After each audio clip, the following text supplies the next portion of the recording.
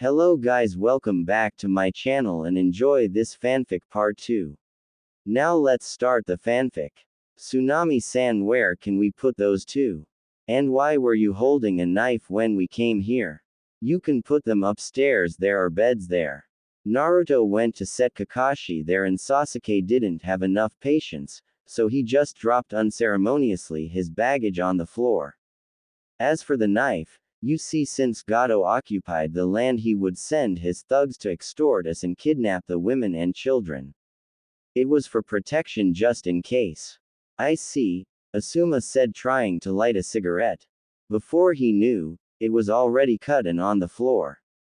If you want to smoke, please go outside, Tsunami said. Meanwhile, Naruto has just put Kakashi in bed. Kakashi, Zabuza will come back. I couldn't react with everyone watching, but that was the hunter nin you saw before. Tough luck. Call Asuma, we have to talk about it. Naruto did as told and brought Asuma to the room. Asuma, you know who we are. Before this mission we were sent here to get some intel on Gato. Zabuza isn't dead, the hunter nin was his accomplice. We need to find a way to prepare for his comeback. We should train the teams before he comes back. I will stop you here, Asuma. We may have a way to evade all of the fighting against him. We have the recording of Gato saying that he won't pay Zabuza. We may talk him out of it. Train the genins though, he plans on sending his army against us. If it was only us it would be easy with Naruto, but since the others are here, he can at most use 10% of his abilities before it would raise suspicion, said Kakashi, and Naruto nodded, true to it. Naruto, are you going to talk to Zabuza since you had your clone follow them? Asked Asuma. So, he has seen that in all this chaos. He wasn't a Jonin and one of the fire guardians for nothing. Yes, I will leave right now, just let me change into my Anbu gear. Naruto did a clone and started changing. When he was ready, he shunshined away. It always amazes me how this kid can go from the cheerful genin to Anbu in seconds, commented Kakashi. Naruto has just entered the cave where Zabuza and the hunter nin lived. Gato just left with a broken arm. He dropped to the ground and pushed the door. The hunter nin wanted to attack him, but Naruto blocked the fist. Calm down please, I'm here to talk to you, master. Naruto turned to see Zabuza, but I think you should see that first. Naruto showed him the recording from the room with Gato wanting to double-cross him. What do you want me to do? Simple. Go back to Kiri since they finally ended the rebellion and a new Mizukage was appointed. I can't, I'm still a missing nin, they will me on sight. Zabuza screamed. I don't think they will. For a price I can cash in a favor with the Mizukage to let you come back safely. And what such an Anbu brat would have done with the Mizukage to earn a favor? I don't know, you tell me. Naruto said, igniting yang in his body, making golden flames appear here and there. Zabazaz couldn't believe who was before him. He knew that he has seen this mask somewhere, but now he knew where. You are the golden demon. The juvenile Anbu who destroyed holds as if it was nothing with almost no help, thus making the rebels win. What this favor would cost me now? Simple, don't attack us and help us repel Gato's army. Naruto said, taking off his mask. Zabuza was shocked. He knew the kid before was holding back, but this was some outer space shit. You are that brat from before. What? How? Why? The demon of the mist almost stuttered, seeing the whiskered face. Kakashi and I have to pose as normal shinobi to babysit the Uchiha on our team because he's mentally unstable. That's why. Then you don't need me to repel that army, you could destroy it in seconds. Because there are kids here, I am a genin now, I can use at most 10% of my skills without causing suspicion and the Uchiha to go insane seeing how far away he is from his goal. Me fighting you before was already pushing it, but in the chaos nobody checked. As to your question of how many I have, let's just say that what I will in the fight will be only a drop in the ocean. You got yourself a deal, Gaki. You will pardon me of not being able to shake your hand. Haku, do it for me please. The now named Haku came to Naruto and shook his hand. Now that you don't feel cheated, I will send the message to the Mizukage from here. Naruto has written something on a scroll and gave it to his clone who used Yang to shoot off in the distance. I will come back when the reply comes back. See ya. Naruto ran out as well. He entered through the window of Kakashi's room and exchanged with his clone. How has it gone, Naruto? Asked the downed Jonin. Great. We have an ally for the battle. I traded my favor with the Mizukage for it. Good job. Now go back to the others, they should be eating right now. Naruto came down and true to Kakashi's words, everybody was talking and eating barred Sakura and Sasuke. Well, Sakura did try to talk only for Sasuke to huff and growl. Ino didn't know how she could have a crush on this guy. Naruto-san, does Kakashi-sensei like the food? We can't afford much. He said that it was lovely. Tsunade-san, now can I have my part please? Naruto dug in his meal and it really was good. He couldn't fathom how she transformed simple cabbage and potatoes into these delights. He gave a signal to Asuma to go see Kakashi upstairs. When Asuma did, Kakashi gave him all the information about the near future. They decided to train the newer generation for the fight and give them half a lie. We have bad news everybody, so listen closely, Asuma said, carrying Kakashi on his back to put him on the couch. The Hokage decided to send some Anbu operators to scout out the mission for the future. But first, Zabuza is alive. Naruto gave us this idea when he told us about the Senbon the hunter Nin used. He was probably an accomplice. Second, the Anbu found out that when Zabuza would attack once again, Gato would double-cross him, sending his over 300-men army. The good news is that the operators struck a deal with Zabuza to not fight us and help us during the raid. We don't expect you to rush into the battle, but we will train you hard for the next 2 weeks in case some thugs slip through us. He couldn't tell them that the two operators were in the room with them. The Genins were scared. It would be their first battle and it would happen at such a size. Ino was shivering a bit, so Naruto took her hand and offered her a reassuring smile. Sasuke was looking at it as a chance to prove himself. It wouldn't be as great acing an A- ranked Nukenin, but he would settle for it. Asuma, seeing the youth compose themselves, continued, Shikamaru, it will be your first time working a plan. Every day you will go to the place where the battle will happen and work every possible way to give us an advantage. That's all. Eat well because we will begin the training in a few hours.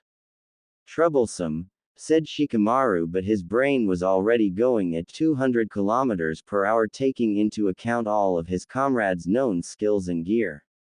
I don't understand why you are going to do it. You are just going to die, said a young boy who ran upstairs. Tsunade shook her head at the sight.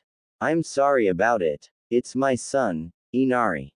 He's going through a tough phase right now. Please forgive him, she said with an apologetic look. Nobody cared about what the brat said, they had a country to save. A few hours later, the Genins were brought to different locations. Ino, Shikamaru, Choji and Naruto went to the beach to practice water walking with Asuma, while Sasuke and Sakura went tree walking. Sasuke didn't want to learn it earlier, only wanting jutsus to get stronger. Sakura on the other side didn't have enough chakra to stay on water, so she had to build up her reserves. Ino looked at the three boys near the body of water. She didn't know why Naruto was here since she has seen him already walk on water during the fight.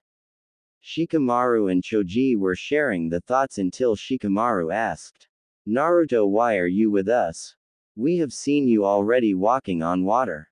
I'm here for Asuma-sensei. He's the only Jonin that I know of to have the wind chakra like myself. He's going to help me begin a project of mine. I will give you a hint, guys. Take off your shirts. Second, don't think of it as tree walking, it's totally different. Instead of thinking about sticking to the surface, you have to imagine walking on stilts. Troublesome, Shikamaru said while taking off his top and Choji doing the same. Ino wasn't going to do it with only guys around. She was disappointed that Naruto didn't do the same. She wanted to check what he looked like under his shirt, and judging by his arms he already had growing muscles. Meanwhile Naruto was talking with Asuma.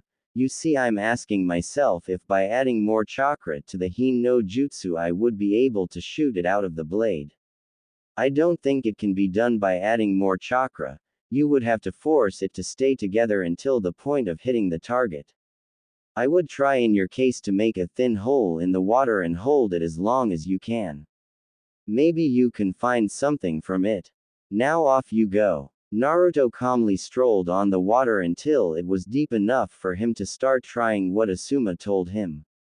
He knew it was going to be difficult, so he started slow by making the hole large and blunt at the end. Not really usable in fighting, but it was a starting point. From now on he wanted to keep it open for at least 10 seconds. 3 hours later he was at the 9th second when two hands caught his ankles from under the water and made him sink in. It was Ino who was fuming for not being able to stay on the water for more than 10 seconds without losing balance. She was unnerved by the sight of Naruto calmly squatting on it, mocking them in the process. Naruto had a begrudging look on his face as if he was scolding a child without being angry. Seriously, Ino, I was so close to succeeding. He took of his hairband off, letting his wet locks flow. Ino was looking at him a bit too closely. You look good that way, Naruto. Why don't you let your hair be free? He was really good looking with his hair loose, the water only accentuating the shine of it in the setting sunlight. I always keep them that way at home. They just get in the way while fighting, that's why I always tie them in the ponytail. He gained a naughty smirk. He took off Ino's hairband as well, making her hair go loose. You are the one to talk, Ino. You look good yourself without the ponytail. Well, you look good with both, he said, making the girl get a healthy pink color on her cheeks. Asuma smirked looking at the scene. He was so winning the bets right now. It wasn't the time for that though. Okay, you love birds, go back to training, he said, making Ino even redder and Naruto have the same color she had before. At the end Ino was looking at Naruto, who had fallen a few times into the water by making the gap too wide and sinking in. The clothes were hugging him tightly, proving her theory about his developing frame. Little did she know that Naruto was looking at her as well, since she was drenched. It was one of the perks of having Anbu background that he was stealthy about it. Naruto-kun, aren't you a shy one? Shika and Choji have already lost their t-shirts long ago. You are the only guy with his clothes still wet and on him. Ino said, poking him in the ribs. Yeah, you could say that, he replied, being conscious about the scar on his torso. How many years it would take for it to disappear, at least physically. He wasn't going to lose though, so he poked her back. This game of poking went until the end of dinner when Tsunade announced the rooms. I'm sorry we don't have enough rooms for all of you since Kakashi-san is resting in his own. Don't worry about it, Tsunade-san. I will set a tent in the garden. That way I will set the watch, said Naruto. He was already used to sleeping outside from his younger days in his Anbu career. I will take the shower first, then be polite to each other, he said in a mocking manner, imitating the adults. The night has fallen, and Naruto couldn't sleep, remembering the night when he was 4. It was so long ago, yet he still had nightmares about it. He mocked himself. What kind of S-rank demolition Anbu would have nightmares? Ino couldn't sleep, remembering the face Naruto made when she teased him earlier. He was alone now. It was her chance to at least begin the conversation. She quit the room hearing Sakura talking about her, Sasuke-kun, in her sleep. How far has her friend fallen? Walking to the front, she saw Naruto sitting on the roof. She climbed up and sat next to him. Want to talk about it? She asked after a few minutes of silence. No, he whispered. Where was gone the cheerful blonde she knew? You know Naruto-kun, you are a huge enigma to me. We never talked in the academy, yet you helped me from the start. Thank you, she said, closing the space between them. You don't have to thank me, he said, letting her continue. You see, when we were on the mission and we found the lab, I began asking questions. I went around asking what the people thought about you, and I guess you know the answers already. Then Zabuza asked how many people you have. Who are you, Naruto-kun? I don't want to talk about it. I'm not ready yet. Don't worry, I won't pry, just know that I'm here for you whenever you feel ready. She got so close to him that they were delicately touching. Thank you. Ino-chan, can I ask you a favor?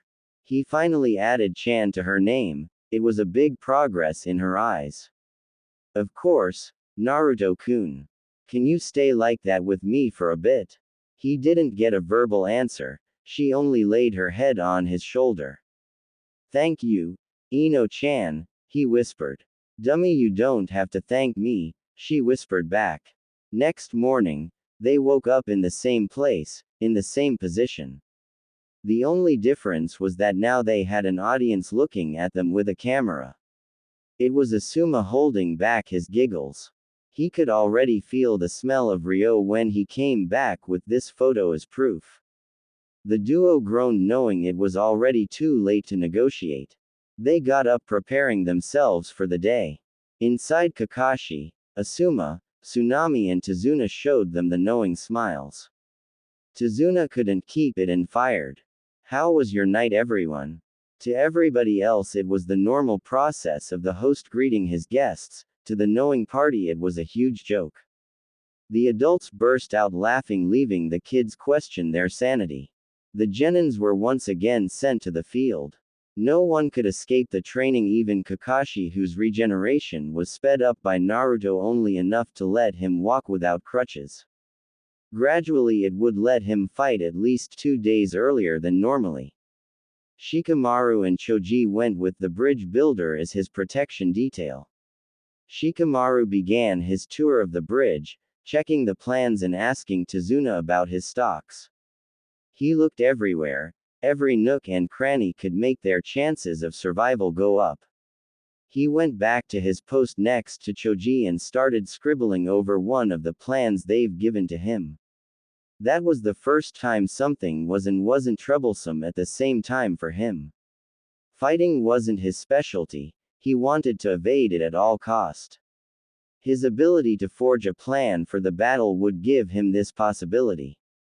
It was always better to find with the brain than with the bronze in his family. Choji was calmly eating chips, getting bored because of the calm. He didn't know yet how much he would miss this calm in a few days. Seeing his partner finish scribbling, he found finally a way to get his boredom gone. Good job, Shikamaru. You must be having fun. You didn't say troublesome for at least an hour now. Fun? No. This kind of work pleases me. I just have to find a way to make sure that we survive even if we fail to defend on the bridge. This suits me, I just have to use my brain. It's tiring but still better than fighting. Hey, what do you think of Naruto? Naruto. He seems like an okay guy to me. I still remember him setting ways for us to escape from class. I still don't know how he did it though. That's not what I meant. 2 days ago, while fighting, didn't you feel like he was suddenly too good? He was in an apprenticeship, wasn't he? When we were in academy, Kurenai sensei was already training him in the real stuff. Maybe, Shikamaru said, not believing it one moment. Now though, he would set himself on one of the posts to cloud watch. He needed the rest for the training this afternoon. Meanwhile, Naruto was assuming again his Slav squatting position and tried to make the hole stable and at least pointy in the water. Ino was walking next to him as if she was a newborn horse with water going up to her ankles. She was asking herself what Naruto was hiding under his shirt because she was sure it wasn't his chest. Wait for a second, Ino-chan. You can throw me in the water in a moment. I just think I made a breakthrough. He couldn't keep the hole stable in size. He could keep it open, but it would be blunt and fluctuate. His idea was different though to the normal one though. Normally when using wind chakra, you would imagine two strands of wind rubbing against each other always perpendicular to the blade you wanted to coat. This way it gave you an edge that didn't dissipate. It was the definition of the first stage of Hin no Jutsu. This time making the wind go perpendicular to the water made the turbulent chakra at the end of the edge make the whole round and fluctuating. If he tried to send Hin that way, the blade would catch the vortices and it would disintegrate. He thought over it for a long time, asking himself how to eliminate the vortex created, but he came to a simple answer: he couldn't. This meant only one thing: he would have to take the turbulences out of the water. Thus, he started experimenting in different ways for the wind chakra to go. His new experiment was to make two streams in a rounded shape go parallel to the water. This way the edge wouldn't be made by rubbing but by the angle and distance between the streams. He concentrated and began his experiment. Slowly but surely, he pumped more and more chakra until the water was spread apart. It finally made an edge. An edge that resembled that of a 50-year-old axe, jagged and worn, but it was still an edge. He completely forgot about Ino behind and stopped the chakra. It was the moment to attack. Ino pushed him only a little since he was already crouched. It didn't have to be much to tilt him and fall into the water. Ino began laughing at him until he decided to take revenge by pulling her in with him. They started laughing together. On the shore Asuma was laughing as well because the others would have to pay up. Time skipped 2 days. Naruto was talking with Asuma and Kakashi when his clone came back with an answer from Mizukage. They read it together and had to become poker-faced if they didn't want to start rolling on the floor. Zabuza had quite an ordeal out of it. Kakashi: I will go inform Zabuza and heal him. We are going to need all the help we can get. He made once again his clone to not arise any more suspicion since he already was talking with Asuma and Kakashi a bit too often for some of the other genin tastes. Namely Ino and Shikamaru. He sprinted to the cave and knocked on the door. This time he wasn't going to enter as if he owned the place. There were ninja inside. Yo, Zabuza, Haku. I have some good news for you. Here, take the letter. He started reading. Your status as Nukenin is revoked as of now. You are to return after completing your first mission as a Jonin of Kiri. Blah blah blah. P.S. I'm waiting for you, Zabu-kun. Signed 5th Mizukage Mei Terumi. On the bottom there was an imprint of her lips with a heavy amount of pink lipstick. Mei-chan has become the 5th. Mei-chan? Asked a puzzled Haku. Long story short, we dated before the coup. I didn't know she led the rebellion. I still remember when we were kids, she was strong, but this is new. She's going to chew me so hard for not coming to see her. Zabuza started shivering. This was new as well. A hardened assassin was shivering. You have your news, and since she accepted, let's get you out of bed to get the rust out of your joints. Naruto ignited the yang in his hand. Zabuza was scared of what he would do, but the warm feeling of the flame healing him made him comfortable. Zabuza jumped out of the bed making all kind of moves he wasn't able in the bed. Ha ha ha, who would have thought that my ex-enemy would heal me now? Come on, let's go, Gato. Sorry Zabuza, we can't for now. We need him alive to get all of his bank accounts and his slave trading routes. That's the second Anbu mission I have. Now go training. I will contact you next Friday to explain the plans. Anara is making them. See you later. He walked away waving to the duo. Naruto went back to Kakashi and Asuma giving a short report and prepared for training. He was so much closer to developing the new technique that he was too giddy to not continue. He missed this rush since he started training with the clones that sped up the training. Later that evening Naruto was close to making the edge finer, still that of an axe, but a sharpened one at least. That was a huge progress. Ino came to him, finally standing normally on water. How's it going? Surprisingly good. You are finally walking on water, good job. He told her, but she shook her head. It's not the time to self-congratulate. I have still a long way. I did it before the others because my chakra reserves are smaller. I need to train more. The drive this girl had was astounding. She took what Naruto said during his introduction to heart and became better 2 steps at the time. We are going home now. The dinner should be ready in about 20 minutes. I will stay longer. I want to perfect this step. It shouldn't take long now. She nodded and skipped on the water to Tsunade's house. Sensing no one nearby, Naruto could finally do what he wanted, go full out. He pumped a great amount of chakra, making the hole at least 25 meters long. This has let him see the shortcomings in the edge much easier since it gave him a zoom-like option. After the 6th try he fell into water. He took of his hair band off, slicking his hair to the back of his head with a hand. That should be enough for today. He got out and made his way to the house. Outside there was already a towel waiting for him. Drying himself, he entered inside. Everybody, even Sakura and Sasuke, were around the table. Shikamaru, seeing the blonde arrive, took out the drafts for the bridge with his notes over it. Naruto, come here. I found something that may let us live if something happens. Tsunade said he has enough materials to build at least 50 more meters of the bridge. Now look here. The bridge is sturdy. This put a proud smile over Tsunade's face, then he lost it when Shikamaru continued, too sturdy for my likings. The pillars don't have any weak points. They would take a considerable amount of damage before collapsing. Tsunade, I will need to ask you to weaken the last 2 pillars for me. That way, if anything happens, we can destroy the last 20 meters of the bridge, cutting the goons off. Everybody was nodding. This would give them an escape plan to regroup if needed and attack once again. Count it done, son. We can rebuild the bridge, but we won't be able to do it if you guys get yourself. Tsunade said, counting in his head the best place to weaken the columns without it falling on itself. Soon Inari opened his big mouth to give another rant. Why are you trying so hard? Why are you trying to be heroes? You are just going to die. Naruto directed his eyes at him and calmly said, we aren't heroes, brat. We are shinobi. We steal, we deceive for a living.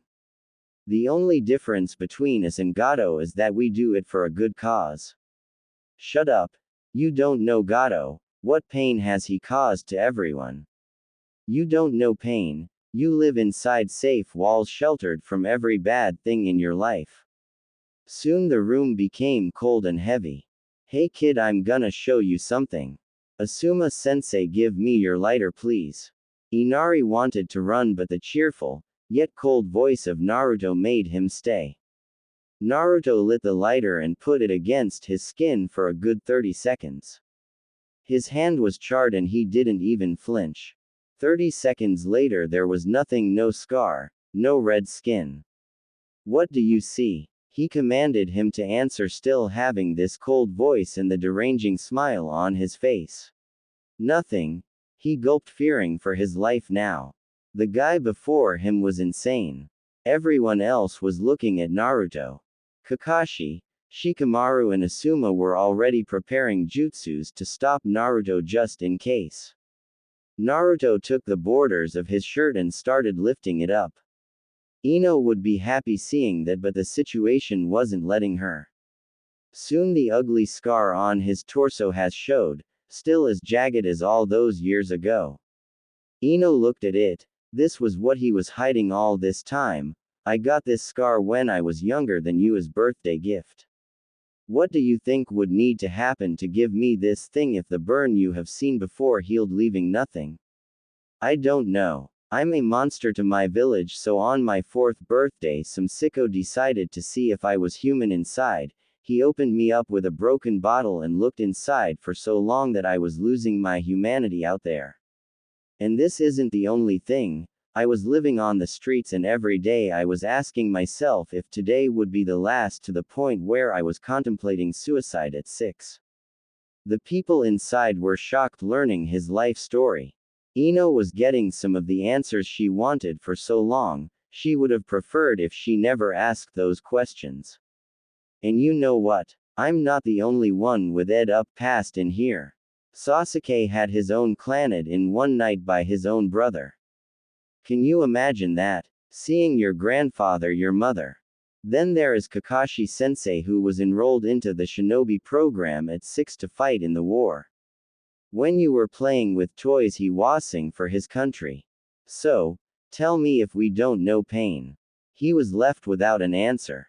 Kakashi was thankful that he didn't mention his dad's suicide. Sasuke was feeling a bit for the blonde. Ino was on the verge of crying and Tazuna stopped drinking. Kakashi Sensei, I'm going out before you have to use those jutsus you prepared under the table. Bye. He left slamming the door.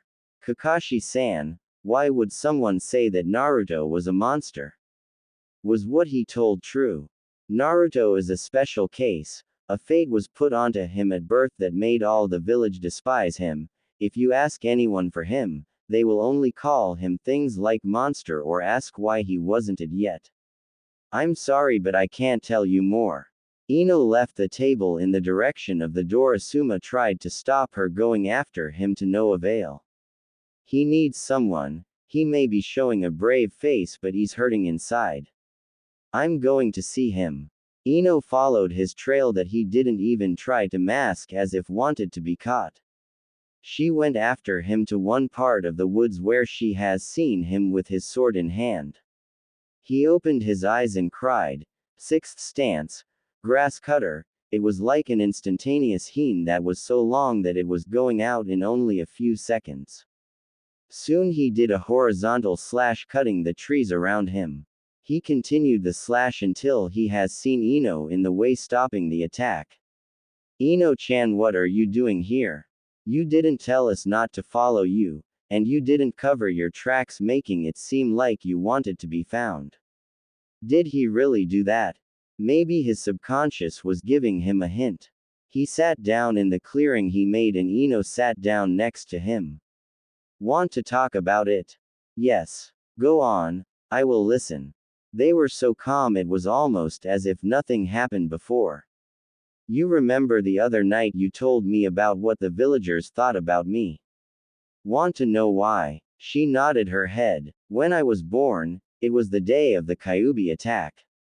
They tell us in the academy how the Yondaime the beast.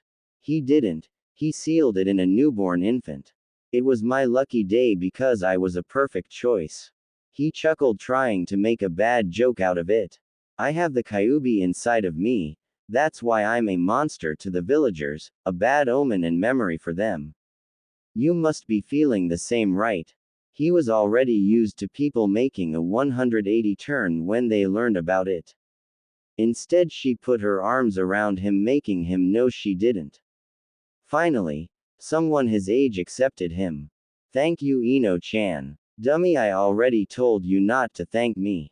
You aren't a monster in my eyes. You are this big goofy teddy bear of a teammate and friend of mine. Ino-chan, I think you have the right to know more about me and yourself now. About herself. You see, because of another incident, someone bomb-trapped my flat, I gained the powers of my tenant. I was too strong, and it was true that I had an apprenticeship, but only for 6 months. Then the Hokage and my teachers decided to put me into Anbu. At 9 I was already in the demolition department. He showed her his tattoo. If she didn't see what he did earlier, she wouldn't believe him. Then why are you on this team as a genin? I was coming to this. Ji-chan wanted me and Kakashi to babysit Sasuke because he is too unstable to be a ninja. This entire team was made to contain him if he went to the dark side. You as a Yamenka were a perfect candidate to judge his mental status. Then why did you start helping me? I wasn't your friend or anything. At first it was a favor your father asked me. He was my psychiatrist in the ANBU. After all, it wasn't a good idea to let a 9-year-old so many and not give him mental support. But then you showed that you wanted to prove yourself, then I just kept doing it of my own will. Anko ne isn't calling you a brat anymore, you know. He laughed at it. Thank you for telling it to me. Now you are the dummy. I told you the same before. Now go back to the house, I will cool down here. No, I will stay with you. Thank you, dummy teddy bear, she said, and Naruto reciprocated the light hug she was giving him. Next morning, they woke up lying on the floor hugging each other, with Ino being particularly strong with her hold. You really are a teddy bear, you know, Naruto-kun. Your body is so hot all the time, it was like a warm blanket. Good morning to you too, Ino-chan. Their waking ups were stopped by a cough just beside them.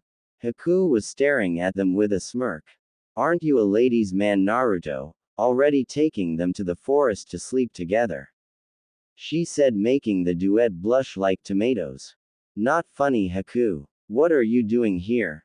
Oh, just picking some herbs to make poison for the battle. Naruto-kun, who is she? Asked Ino, not exactly knowing what was going on. You remember the hunter nin that took Zabuza? It's her. You remember when Kakashi and Asuma told us about operators who have struck a deal? Well, that was me. He explained her. We should go now. I can already feel the smirks of the adults on my back. Bye, Haku, till Friday.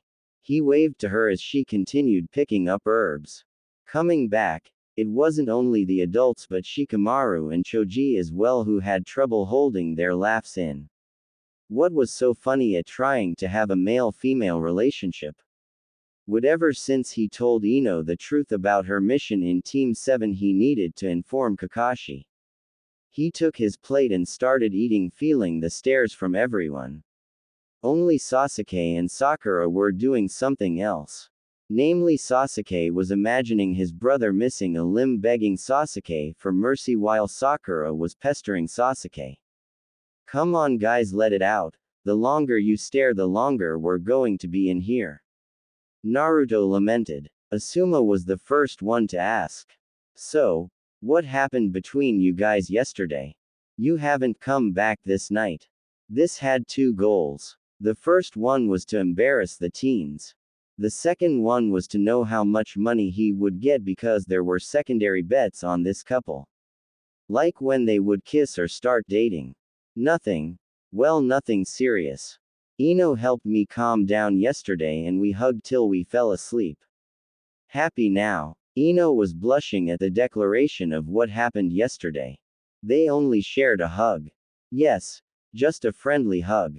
Naruto meanwhile was tapping his fingers in irritation. The truth was far from it. He used the Anbu, Jonin Morse code, which said, Ino knows. Told her. Kyuubi. Anbu. Team 7. Talk. 10 minutes. Asuma and Kakashi understood and finished eating fast. Asuma asked if anyone wanted to smoke with him, making a diversion. Kakashi and Naruto went with him. Shikamaru was the only one to not cast this event aside as a simple way of relaxing after yesterday's ordeal. It only assured him that Naruto and the Jonins were hiding something. Ino was probably involved somehow. He hated this head of his for thinking about it against his will. Now that he was closer to the answers, he wouldn't stop midway. Outside Asuma, Kakashi and Naruto were talking quietly while smoking. It appeared that Kakashi had a small hole in his mask just large enough to put the cigarette in his mouth. He would need to clean it though, or else it would stink too hard for his tastes. We understood that you told Ino about your identity and her role in the team. Care to tell us why? Kakashi said while coughing on the smoke.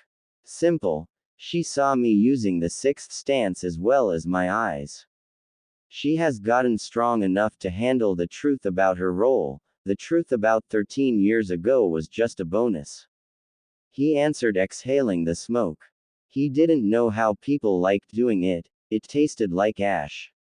If you trust her enough, that won't be a problem, but since she knows, we need to train her harder, not like a normal genin but as someone who can be useful in the least to seasoned Anbu. Said Kakashi. There is another problem. I think Shikamaru is getting a gist of what is truly happening.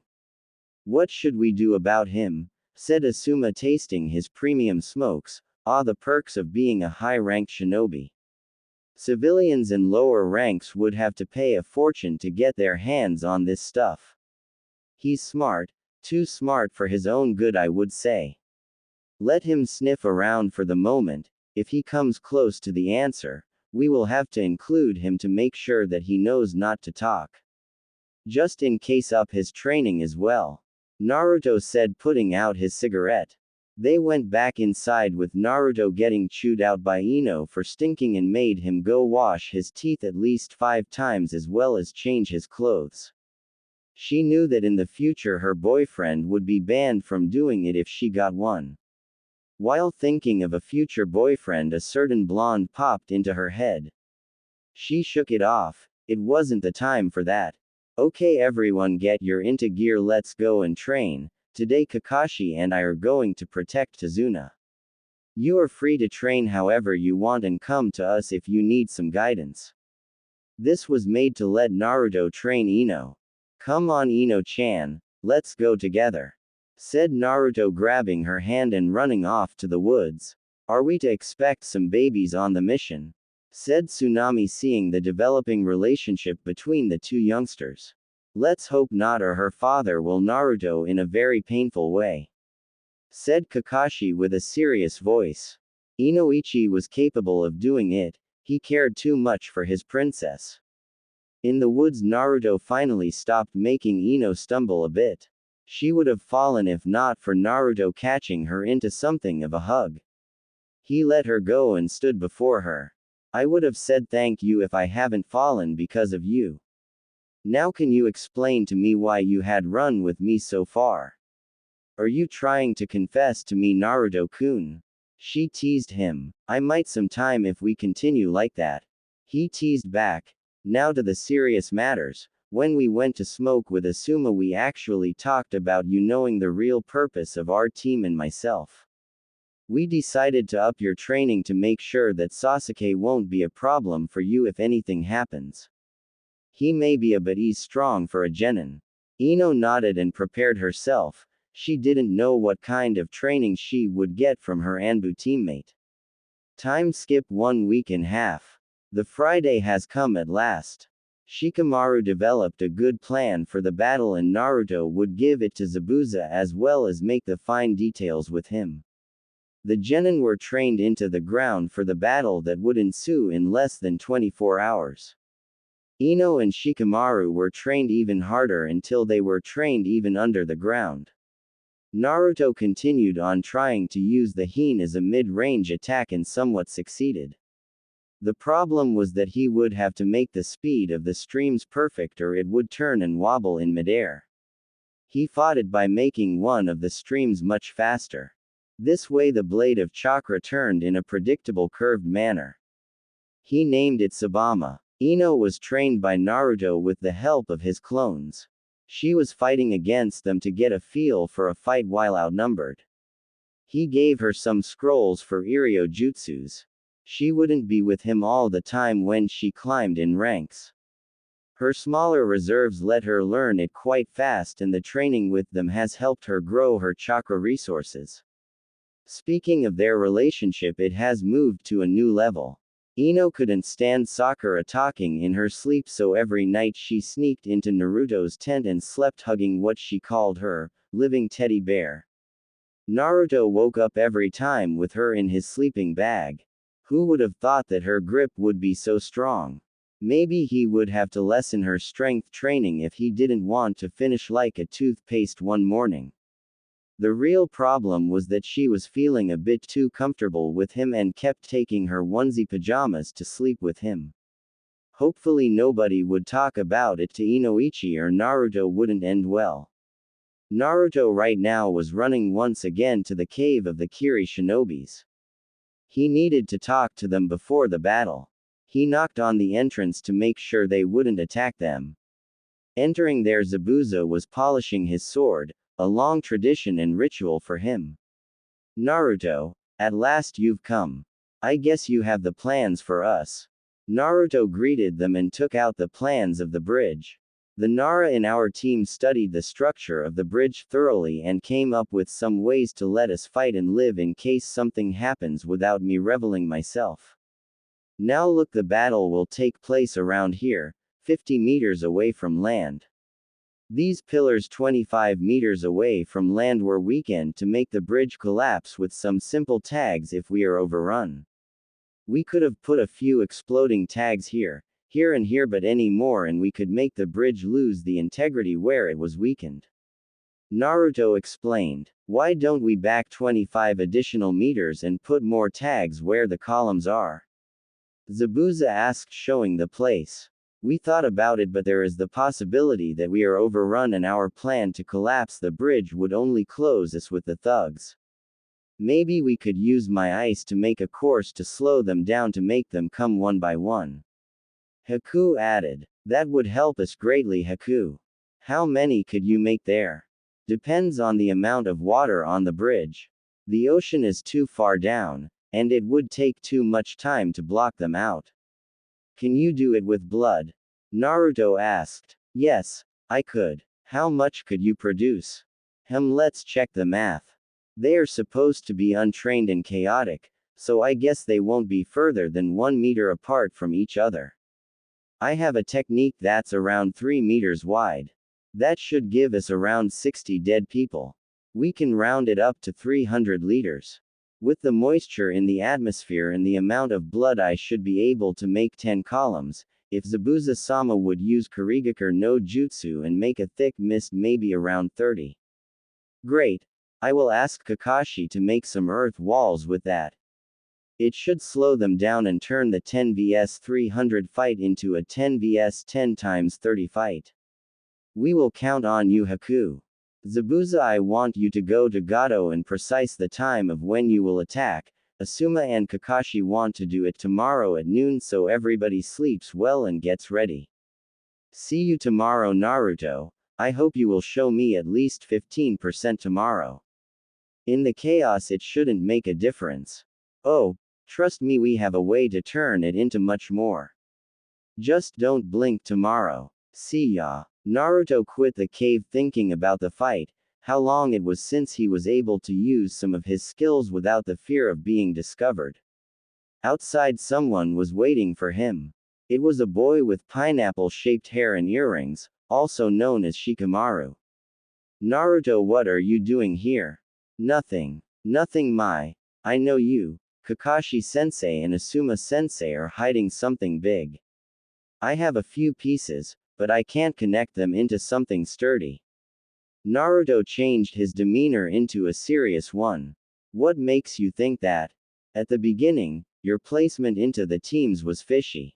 You were in an apprenticeship and people aren't called back from it unless a big reason was made. Normally they would have just taken the people that failed the tests last year. Second, your team in itself. Ino was supposed to be with Choji and I to remake the Ino Shika Cho team our ancestors made. Third, during our fight with Zabuza you became stronger for a fraction of a second, too strong. Last, you are too friendly with the senseis, you would disappear with them from time to time. I don't know what exactly you are hiding, but I know that Ino's involved and knows as well. If it wasn't serious, she would talk about it from the start. You really are Shikaku's son. That brain of yours is just too good. How do you know my father? We worked once or twice together, or more like he would give me missions. Wait, he only gives missions to Jonin and Anbu. Don't tell me you are some Anbu on a secret mission. Naruto only chuckled and revealed his tattoo. Yes, I am. Kakashi-sensei is as well. We figured you would have figured it out sooner or later and made sure that if you know too much, we would tell you, so you know how to close your mouth. I'm listening then. You see, Sasuke wasn't supposed to be a ninja. Since the Uchiha massacre, he has become too unstable to become something else than a genin. Add to that the council who pampered him, making his ego bigger than the Hokage monument, and you've got a huge risk. The Sandaime had to let him through under the pressure from the civilians who would have stopped their businesses with the shinobi, so he made Team 7. 2 ANBUs undercover and a Yamato with a huge potential to make sure to stop Sasuke before it was too late. Troublesome, is that why Sensei trained me harder than the others and you trained with Ino, or should I say you trained Ino? In this case, how strong you really are. Exactly. We knew you two could become great assets before everyone else, that's why we needed you to become stronger. To answer this question, the simple answer is I could fight on my own Kakashi or Asuma, but I'm not strong enough to beat them. The puberty hasn't finished for me, and until then I won't be in my prime. On the other side, I was on the demolition team in Anbu, so if anything bad happens I will abandon my mission and clear the thugs in less than a few seconds. Now come, we shouldn't leave the others for too long. Oh, and take it, I added a few things with Zabuza and his trainee to the plan. They both ran to their base of operations with Shikamaru checking the best way to slow down the attackers. With that, they probably won't have to blast the bridge into pieces. The night has fallen. Nobody trained today to make sure that they were ready for tomorrow. When everybody was asleep, Naruto, Asuma, Ino and Shikamaru gathered in Kakashi's room. It's tomorrow then, said Ino, feeling nervous. Naruto took her hand to reassure her. Don't worry, Ino-chan, I will protect you no matter what. Even better, Kakashi found a way to make our odds at winning without me dropping the cover higher. Everybody in the room was looking at them, waiting for the moment they would get together finally. What is he talking about, Kakashi-sensei? Asked Shikamaru. I will use a genjutsu that will make the others see Asuma, Zabuza and eyeing the thugs. Meanwhile, Naruto will let loose for a few seconds to make the fight more even. Shikamaru, Ino, we don't expect you to rush in, you aren't exactly frontliners, but your abilities will let you protect the client when some of them bypass us. Ino, you learned a few medical jutsus, we will fall onto you if any of us get hurt. Shikamaru, I believe you are good enough to coordinate the other genins, I know that Choji believes in you as well. Asuma said. The atmosphere was getting lighter and lighter. Who would have thought that Jonins were so fun to be around? After the meeting, everybody went back to beds. Ino went to the toilet since everybody knew she would sleep with Naruto. Shikamaru took Naruto aside. Promise me, you are going to protect her. Our families are close to the point where Choji, Ino and I are like siblings. Don't worry about it, I won't let anyone harm her. Shikamaru smiled and went back to his room. Naruto waited for Ino and they went to bed together. For the first time he hugged her first. Don't worry about tomorrow, if anything happens, I will save you and everyone else, even if that means showing my true identity. It would probably destroy the team and make me go back to normal roster as a Jonin. If that happens, how about an apprenticeship? He asked jokingly. I would love to, Naruto-sensei, she answered, teasing him. She hugged him back and both drifted away. Next morning, Naruto woke up with Ino laying on him.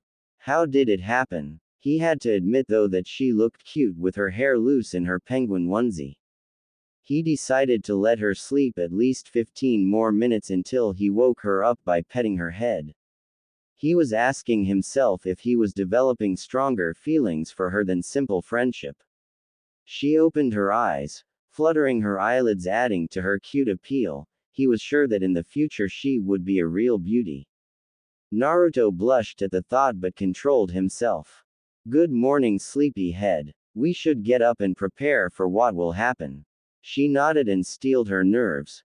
Naruto was with her and she was sure nothing would happen to her. They entered their house with everyone getting their gear on. Shikamaru was counting the tags he had. Sasuke, Asuma and Kakashi were sharpening their weapons. Choji was making sure that his belts with kunais on top were properly attached, and Sakura was, why the she was putting makeup on. Naruto and Ino soon joined the group and did their own preparations, with Naruto polishing his sword and Ino making sure her medkit was full. They looked menacing to the point where Tsunade didn't dare to enter and say hello, with Inari hiding behind her skirt. "You don't need to worry, Tsunade-san. We are just making sure that our gear is ready. We won't bite," said Kakashi with an eye smile. Everybody did the same, offering her a smile soon to enter their battle mode once again. "Everyone ready? Then move out." Naruto let some clones behind in case Gato wants to take hostages. Kakashi said. Soon they entered the bridge, seeing that Zabuza and Haku were already here. Sasuke wanted to attack them nonetheless, but he was caught by his oversized collar thanks to Asuma. They neared each other until Zabuza said, "The kids from the last time have a better aura around them. We prepared them for that physically and mentally as much as we could." Kakashi then took him aside to mention how they were going to let Naruto go full power. Zabuza turned his head and mouthed to Naruto, "I will be watching," to which Naruto smirked. Speaking of him, he was tightly holding Ino's hand to keep her nerves levels down. "Just remember what we talked about yesterday."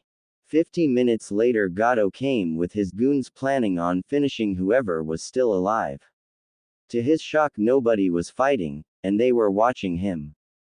"Zabuza, what is the meaning of this? Why aren't you the bridge builder?" "I should be the one asking that, you fat midget. You are the one bringing this army of yours to double-cross me." Zabuza took off his headband and replaced with a new one delivered in the scroll with May's orders, showing he wasn't a mercenary anymore. "Doesn't matter. You aren't strong enough to fight them all, mend them." The army went onto the bridge. They were sneering, but so chaotic and disorganized that it hurt the shinobi's eyes. Kakashi started casting a jutsu in a way that everyone thought it would be a huge technique. In reality, it was the genjutsu they talked about before. Naruto ran at the thugs, grabbing Zabuza's sword by pumping yang into his arms and core. He charged the hin into the huge chunk of metal and shot the Sabama to the side. He tossed the sword back to Zabuza and began running into range for his next technique with his wakizashi drawn. The thugs laughed at him. "Look, the kid tried to show off, but he shot it to the side." Naruto didn't care and stopped 10 meters away from them. At this exact moment, Sabama turned around and cut at least 60 men in half. He didn't stop there. He crossed his arms, making his sword go behind the back horizontally. Soon a 20-meter-long hin-like blade was made from the wakizashi. Sixth stance. Grass cutter. 1. He slashed vertically. The numbers were down from 300 to 100. He jumped back to his peers. Kakashi, Asuma and Zabuza had to wake from their shock and take the same positions they had in the genjutsu. Getting there, Kakashi stopped the genjutsu. They could have let Naruto clear everything, but the genin had to earn this experience. Ino and Shikamaru were astounded. "Is it really my teddy bear?" So, this was the power he was hiding. And I've got a feeling he didn't go all out, or we would have to build a new bridge. They didn't puke and positioned themselves. Haku created the ice pillars and the Jonin inside backed away, with Kakashi closing the sides with Doden, Doryuheki. Naruto and Sasuke joined the fray, getting up close and personal. Slashing, bashing and using jutsus to their opponents. Shikamaru instructed Choji to join Haku at the middle ground, where he would catch those that passed through and both of them would finish them off. Ino had her hands full as well. Whenever someone passed the second defense line, she would be the last one, as well as healing anybody who jumped to her. Sakura was talking with Tazuna. Meanwhile, Inari decided to stop crying and do what he could to help the shinobi. After that night Naruto spoke with him a couple other times to make sure the boy comprehend what he should do. When ready he asked one of the clones to come with him. It didn't think that staying was a good idea anyway since Gato would know where to look for hostages.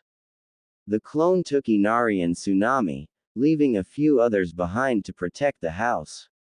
They knocked on every door explaining the situation. Soon everyone was doing something to help. Men, women and children were making barricades out of anything, blocking the possible escape for the thugs from the hands of the shinobi, and positioned themselves with makeshift spears to stab anyone who ran back. Sasuke was getting too giddy.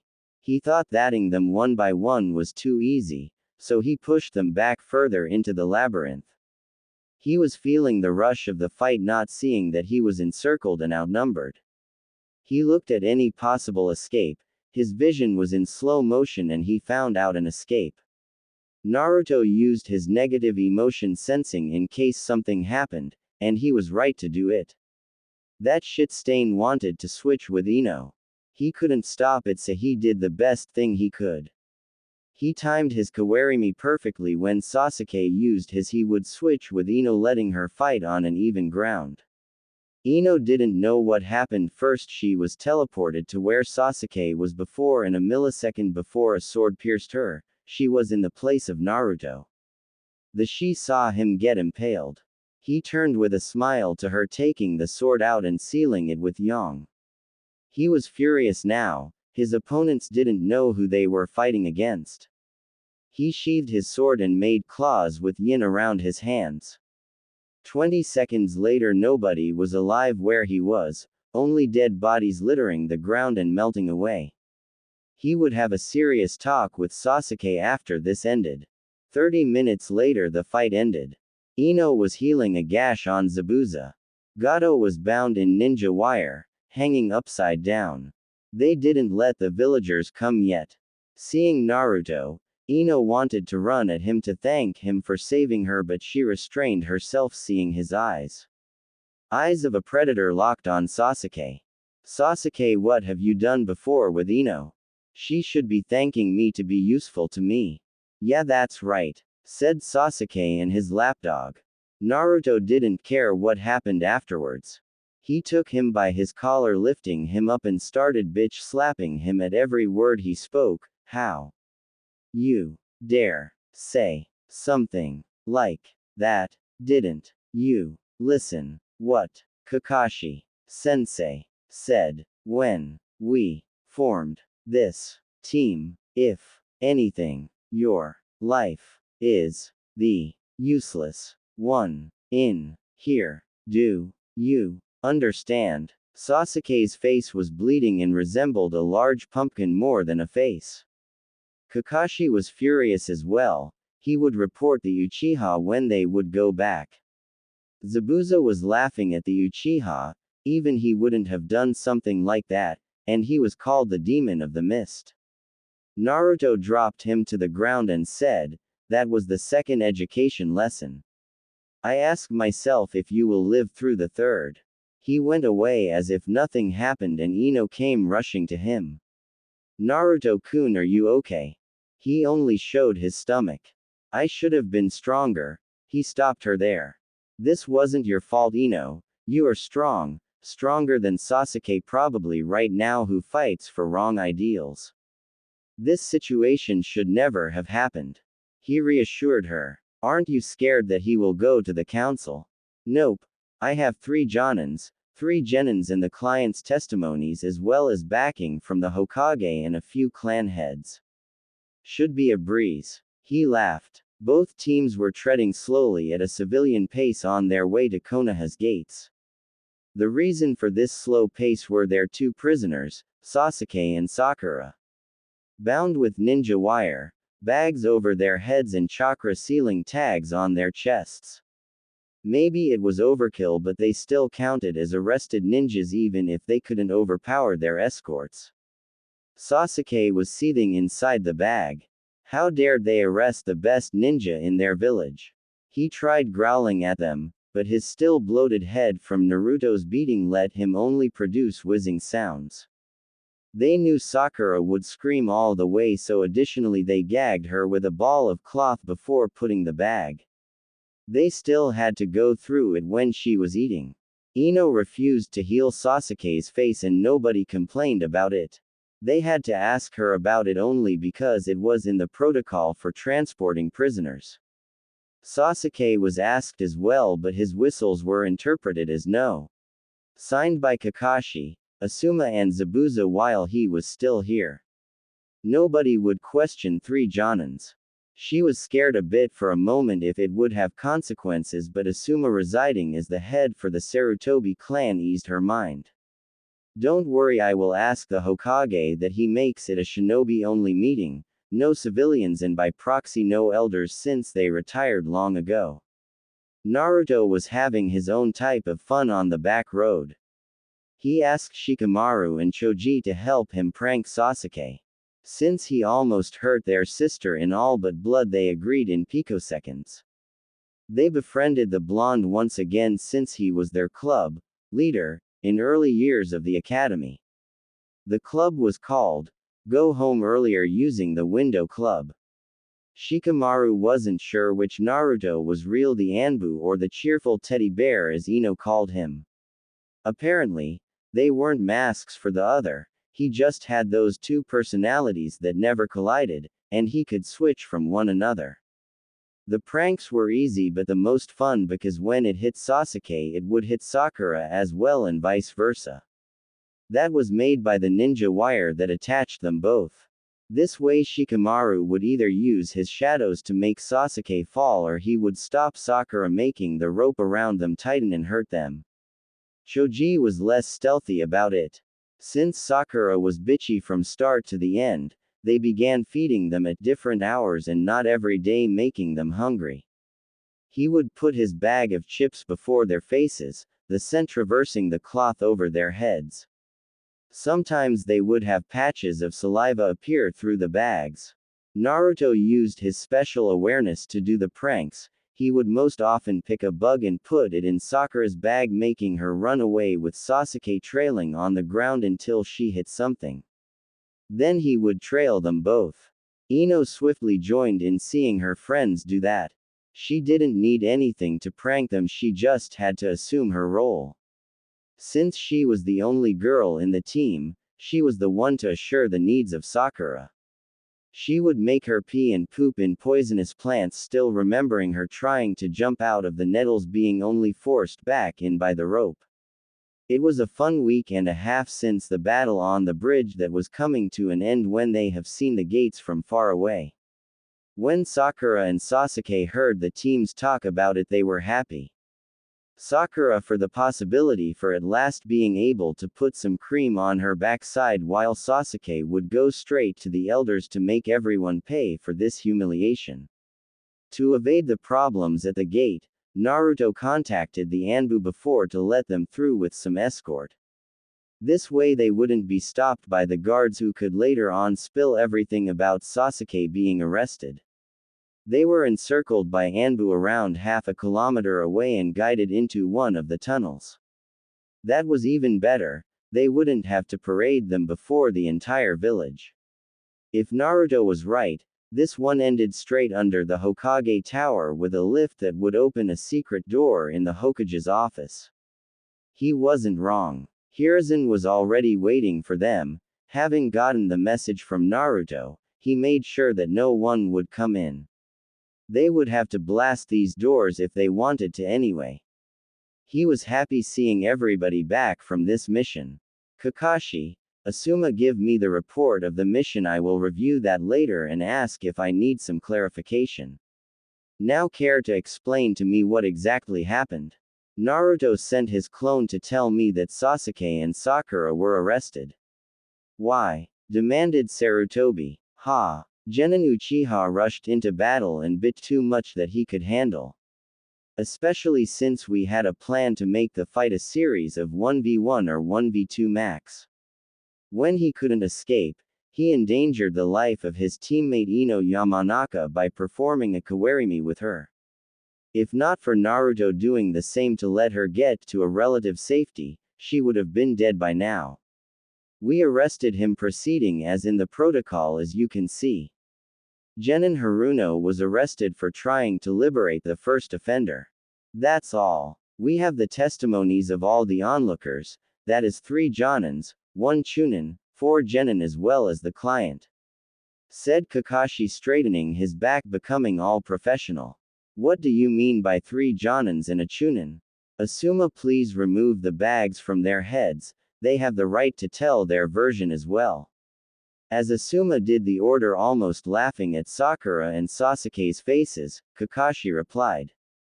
The Anbu you dispatched earlier were able to strike a deal with Zabuza, they would ask Mizukage-sama to let him get back to Kiri for help during the fight. He was the Jonin, the Chunin was Haku Yuki, possessor of the Hyoten Kekkei Genkei. As soon as he finished, Asuma ended removing the bags, leaving the gag in Sakura just in case she wanted to shout. Genin Uchiha, did you use Kawarimi to put your teammate Yamanaka Ino in danger to save yourself? Asked Hiruzen. Furt. Wiz PFFFFRRRRT. Answered Sasuke, still unable to speak with the swollen face. Everybody was mocking the Uchiha, even the Anbu hidden in the office. Kuma, can you heal at least his mouth so he can speak normally? Said Hiruzen. The Anbu lazily descended and took his time healing the mouth zone. When he was done, he let Sasuke speak once again. So, what if I used Kawarimi on her? I'm your best ninja and I should be protected. Her life is less valuable than mine, especially with this. He opened his eyes to show a first stage Sharingan. The room was blasted with unholy amount of Ki thanks to the Hokage showing his spirit still strong in Naruto. I see that you still haven't learned. Time for lesson number 3. Such a shame that you won't even be able to resist. He wanted to beat him until his eyes came out of his orbits, but Hiruzen stopped him. Naruto-kun, don't him. If you do, we are going to have bigger problems than right now. Genin Haruno, what can you say in your defense? Ino should be honored to protect Sasuke. She loves him as much as I do. She shouted. I never loved him. I had a crush on him before he turned into this husk of weak nothing. Spat Ino, making Sakura growl at her. Genin Haruno, Genin Uchiha, you are guilty of endangering your teammates' lives and helping a convict. You are sent to jail until the council decides of your fates. He wanted to ask Neko to put them in cells until Naruto halted him. Hokage-sama, I believe it would have been better to send them to Anbu jail. We don't know if some civilians or the elders won't try to help them. Hiruzen agreed to this proposition, seeing that Naruto changed into his Anbu personality. What a waste of space. Who has her mother slept with to let this girl become a shinobi? Asked Kakashi into the wind. The wind just sighed. Meanwhile, Sakura was crying. She was sent to jail, Anbu jail. Her butt was still burned by the plants in which Ino made her pee. She wanted to put some cream on it, at least the cold floor of the cell would soothe it. Little did she know that in Anbu cells you never touched anything, you would be hung by your hands and legs spread apart. After all, it was designed to contain A rank and higher shinobi. Everybody quit the office not sure how to feel. They just finished an A- rank and got their pays. On the other side, they had to struggle with Sasuke and Sakura for so long that if not for the abuse they put them through, it would get annoying fast. Naruto was walking alongside Ino. A rare thing for him to do, seeing that the villagers didn't want to see him either. It was almost night right now after all the talk in the office. He wanted to stay alone with her for a little longer and accompany her home. She gathered her courage and grabbed his hand. Naruto looked at her, seeing a light blush when they have passed a lamp post. He smiled at her and held it even stronger until left it to grab it once again, this time binding their fingers. They certainly developed the feelings for each other, but they would take the baby steps. They neared her house and walked to the door. Ino knocked on it, waiting for her parents to open it for her. Her father peeked out the door elated by seeing his daughter until he has seen the youngsters holding hands. He would take Naruto to the side one day to scare him like every good father would seeing his princess's new boyfriend. Ino, you are back. Everything went okay on your mission. Ino changed her smile into a frown remembering the end of it. What happened? Asked Inoichi. Inoichi-san, we should probably speak inside about it, suggested Naruto. Inoichi invited them inside and ushered to seat in the living room. Before we start, you should know that the Uchiha is already at the Anbu prison. Now I'll let Ino take the scene. You see Two-chan, it all started on the last day. We prepared for the battle.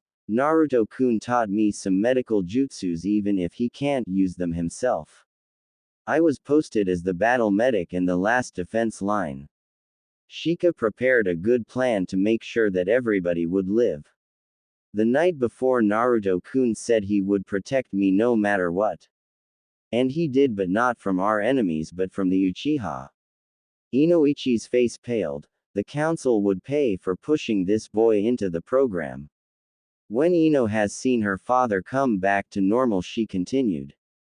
Sasuke. He didn't listen, he went too far, not caring about all of the defenses we made before. Soon he was outnumbered and used Kawarimi to switch places with me. If not for Naruto-kun, I would have been dead. He switched with me just before a sword strike and took it himself. If not for the Kyuubi inside him, he would have been dead as well. Inoichi wasn't sure what to feel at the moment, the eagerness to torture Sasuke or to thank Naruto. He settled for the latter, for now. He came at Naruto, who was holding his daughter's hand. He didn't mind after what he was told. He then hugged the boy with a loud thank you. It was too loud, making his wife wake up. She wasn't happy coming downstairs to karate chop her husband. This feeling subsided when she has seen her daughter with Inoichi hugging Naruto. Dear, you are back. Inoichi-kun, why are you hugging Naruto so hard? He's starting to become cyanotic. She was told the same story this time by Naruto to not put too much strain on Ino. However, after thanking Naruto with a cold voice, she wanted to find Sasuke and strangle him. It would have happened if not for everyone else restraining her. Sake-chan, calm down. He's already in the Anbu prison. He's probably on his session with Ibiki or Anko already. Inoichi told her. Holding the raging beast of a woman, Ino's gripping strength had to come from her mother. Then something clicked in Inoichi's mind. Ino-chan, you've said Kyuubi before, right? Yeah, we've had some time to talk with Naruto-kun and he has told me everything I wanted to know. And even more, like the true purpose of this team. Era Naruto-kun, is it now? Said Sake, forgetting about Sasuke. It was the best time to tease her daughter right now.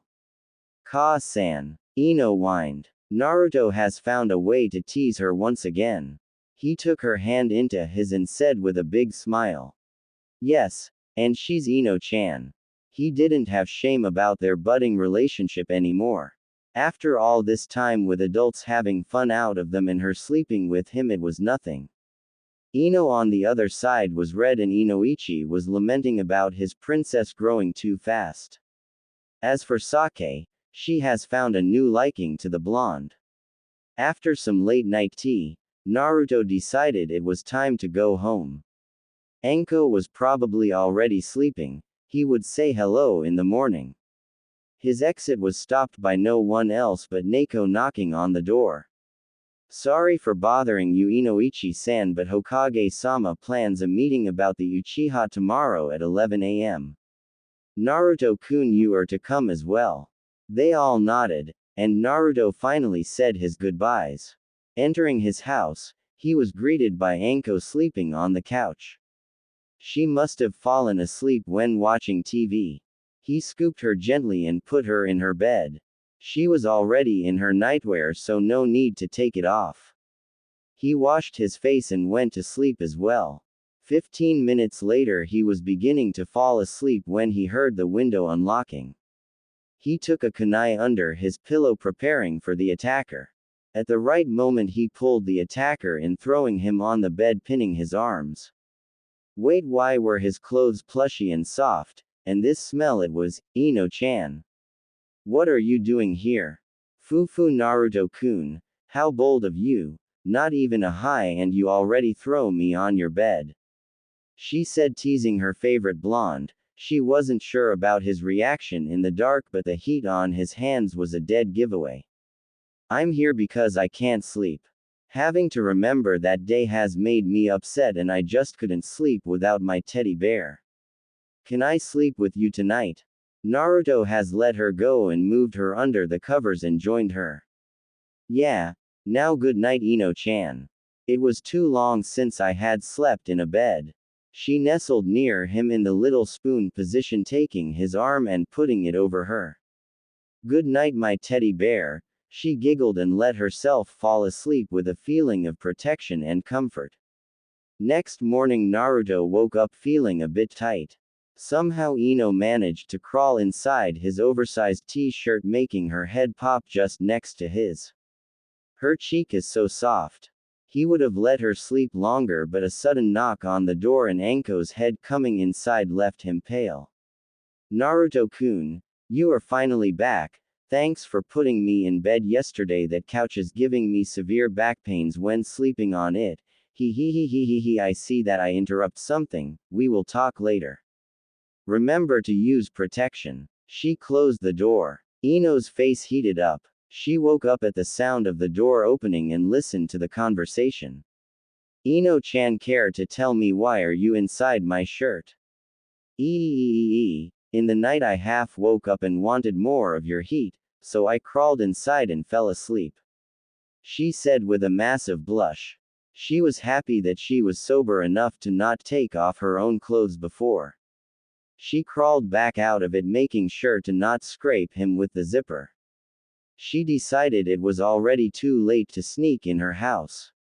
She borrowed some clothes from Naruto that would count as in change, with Naruto turning his back to give her some privacy.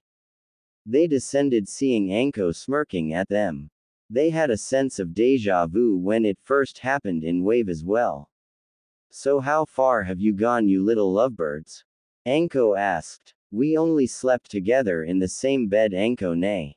If I were you, I would look around to find a boyfriend yourself if you don't want Yugao Nei and Kurenai Nei to laugh at you. Naruto said. That was a low blow, Naruto-kun. Answered Anko, but he ignored her, making his way to the stoves to make something to eat for Ino and himself. They all ate together, talking about the mission. Anko was getting giddy about having a new toy in the cells. Looking at the watch, Naruto decided it was time to go to the council meeting. He shunshined with a no just before the door. He wasn't fazed by the fact that both teams were with him. Having Kakashi as a witness would further make sure that Sasuke would get punished. Asuma wasn't here because he was already inside as the Sarutobi representative, since Hiruzen was the Hokage. The doors opened and an Anbu asked all of them inside. The civilian council wasn't happy seeing the demon boy here, making whispers about it, thinking that nobody would hear them. They have forgotten that everyone else here was a ninja with heightened senses. Hokage-sama, why these teams are here? Why my daughter and Sasuke-kun aren't with them? Asked a woman who resembled Sakura but older. Ah yes, they will be here in a moment. This part of the meeting is about the events during their mission leading to the arrest of said Genin Uchiha and Genin Haruno. This made an outbreak at the civilian part of the council as well as for the elders who pampered the boy. Silence. Sarutobi screamed. Now since this is shinobi matter, I will ask nicely for the civilians, and I mean all the civilians, out. That meant that the elders were asked out as they were biased to the boy. They couldn't even try to resist. If they did, a new replacement for them would have been found.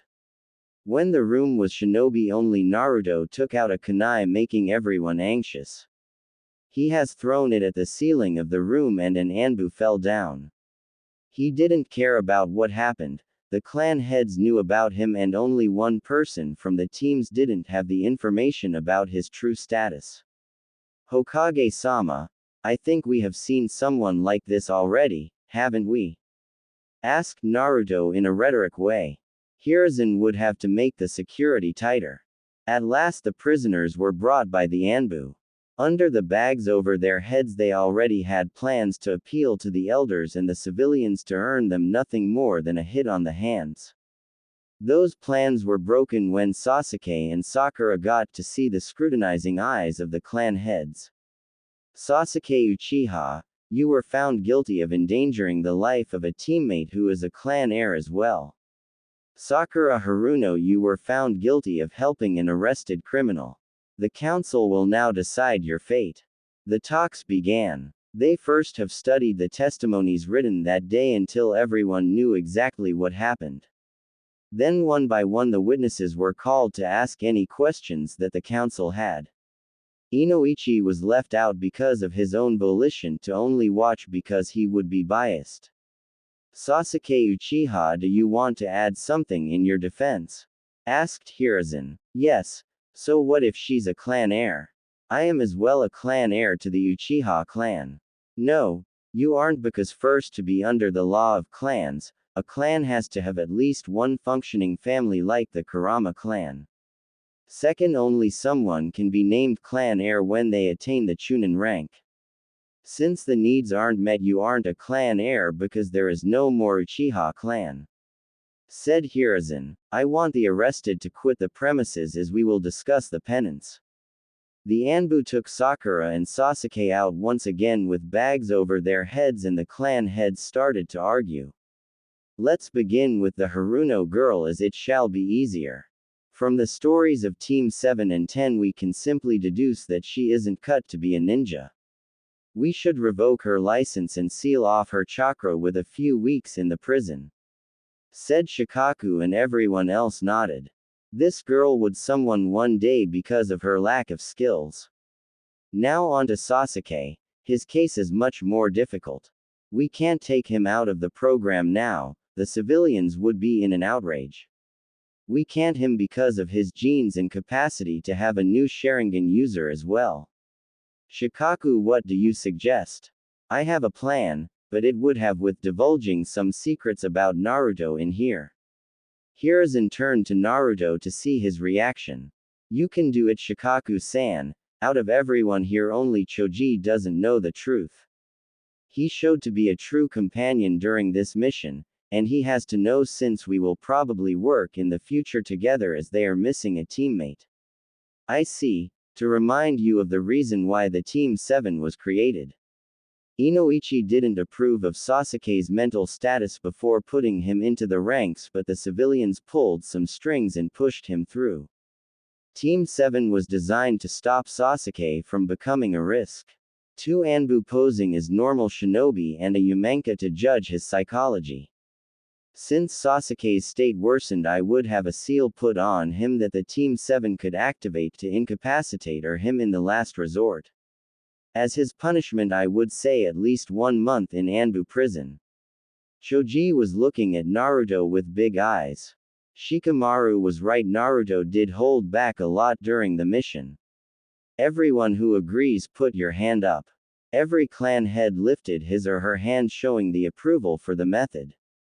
Good. Now bring the defendants in. Sasuke and Sakura were brought back in the room awaiting the decrees. Haruno Sakura, you will be sent back to Anbu prison for 2 weeks. During that time your chakra will be sealed, and you will be thrown out of the shinobi program. Sakura wanted to protest but she was taken back to her cell by an Anbu.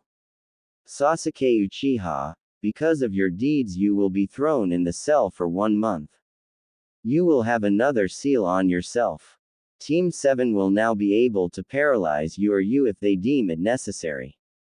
Sasuke wanted to scream at the last part but he was cut short by another Anbu. This meeting session is closed. Kakashi, Naruto, Ino, come with me to the office. They followed him standing before the desk where he sat down. Since you are an incomplete team for now, I have new orders for you. Kakashi, you will be back in Anbu for this time. Naruto, you will take Ino as a pseudo-apprentice to make sure that she can overpower Sasuke if needed when he comes out. Now for the last, Naruto, I have a mission for you. I'm old, too old for this job. You will depart tomorrow to meet with someone. You will be in search for the new Hokage, namely Tsunade Senju. Ino, since you know of the real reason, you can go downstairs and get your pay for your mission on your team. Ji-chan, I will have to take Ino-chan with me, she's my apprentice after all. Ah yes, of course. Dismissed. They quit the room and Ino turned to Naruto with a smile. When do we begin, Naruto-sensei? Drop the sensei, Ino-chan. We are the same age and it would make me feel old. We will start in 2 hours after we eat. Naruto made them something to eat and they both went to the Team 7 training ground. He didn't waste any time. The best way to make her accomplish the most training would be to make her reserves bigger until she could at least make one clone without almost dying. That way she could train in Iryojutsu while her real body would train in Taijutsu. That was a good plan in his head. He made her practice Shozen Jutsu until she was on the verge of collapsing and then boost her chakra with his yang. It would make her reserves get bigger every time when he replenished them, making the time necessary a lot shorter. In the evening he accompanied her back home from the training. Well, more like put her on his back from overdoing it, since the use of yang made her fatigue faster with each use. He has given her to Sake, who has put her in the bed. Naruto went home when an Anbu descended in front of him. Uzumaki, Naruto, the council requires your presence in 20 minutes. What council? The civilian. I'll be there. He didn't feel like going, but it would be a pain in the later. He decided to go to the Hokage before to learn what is going on. He shunshin to Hiruzen's house and knocked on the door. Naruto-kun, what are you doing here? An Anbu has just come to me telling me that the civilian council wants me to come. Seeing that you are here means that someone's trying to do something illegal. These are trying something once again. I'm too old for this. I really hope that you will bring Tsunade back. Naruto, do you want to play a prank on the council? Hiruzen said with a smirk. Tell me more, said Naruto with a glint that spelled bad in his eyes. Naruto has come to the door of the chambers with Hiruzen. The former one placed a genjutsu on himself, making himself invisible. Naruto and the old Sarutobi entered the room, seeing only the civilian council and the elders inside. Naruto took a chair and sat before them, earning their ire. Demon boy, how dare you disrespect us, the council, by seating before you were allowed? Said one fat civilian. Talk about disrespect. You didn't even say hello and you are already spewing insults. Insults that could put you down if someone would hear them. Responded Naruto. How dare you speak like that to us? I won't answer that. Now before you start, I will wait for the rest of the council. There is no rest of the council. This meeting is only between you and us, so you better behave yourself. Said a crippled man that the Shinigami warned him about. Now you are going to do as you are told. You will tell to the Hokage that the allegations about my daughter and Sasuke-kun are false. Said Sakura's mother. And why would I do that? He almost let out a laugh, feeling the people outside. Because we tell you to do it. If you don't, we are. At this moment the doors opened with all of the clan heads entering, with Inoichi and Shikaku at the front. We would gladly know as well what you would have done if he didn't accept your orders. Said Shikaku with a yawn. This was troublesome, but maybe it would stop the civilians from getting too much power. At the same moment Hiruzen made himself visible. This caused all of the coloration from the civilian faces to disappear. Yes, I would love to know as well. He said with a cheerful smile. Behind it was something evil though that made them cower in fear. Oh Naruto, can you punish the one who breached the law? Naruto didn't even have to answer the question. He concentrated yang in his finger and pointed it at the offending councilman. The fatty tried to run but he couldn't go far as Naruto pierced his head leaving a large hole in it. Anybody else wants to tell me I'm a demon? Anbu take everyone, elders included, to their new house in the Anbu prison. They will see their beloved Sakura and Sasuke in there. He wanted to do this for so long but then it appeared that Danzo was one step before him. It was a clone that came here that puffed away when an Anbu tried to grab him. The real Danzo wasn't happy. Hiruzen and that boy tricked him. Hopefully his plan to get Konoha into his hands would work just fine in a few months. He would just have to wait in his lair. Naruto wasn't happy when he came home. He wanted to speak with Anko but this whole ordeal made him get home late and she was sleeping already. Sighing, he went upstairs to his room to go to sleep. Something wasn't right. There was a bulge under his covers. He gently lifted them with a kunai in hand if it was someone trying to hurt him. There she was. Ino was sprawled on his bed in another onesie. This time it was a cat, and snoring lightly. She was too cute like that for him. If she wasn't sleeping, he would hug her to death. He restrained himself and has seen a note on his nightstand. I can't sleep without my teddy bear anymore. Anko has let me sleep here to wait for you. Signed Ino. He didn't have the heart to wake her up.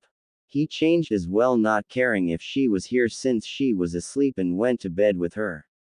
It was strange, they haven't even kissed or anything and they were already sleeping together. Whatever. He needed to sleep.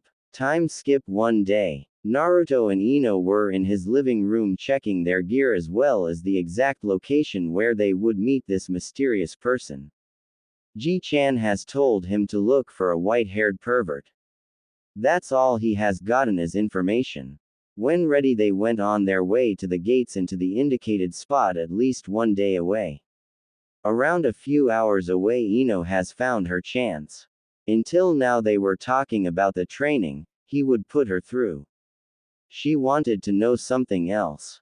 Naruto-kun. She called him. Yes, Ino-chan. What do you think about us? We aren't even dating, and I can't sleep without you since the wave mission. We hold hands but we never talk about us. She couldn't take it anymore. They were so close yet so far away. I'm not sure. I grew up without the feeling of love, and when I finally had someone to call family, I was already in Anbu and mature for my age, not needing the parental love.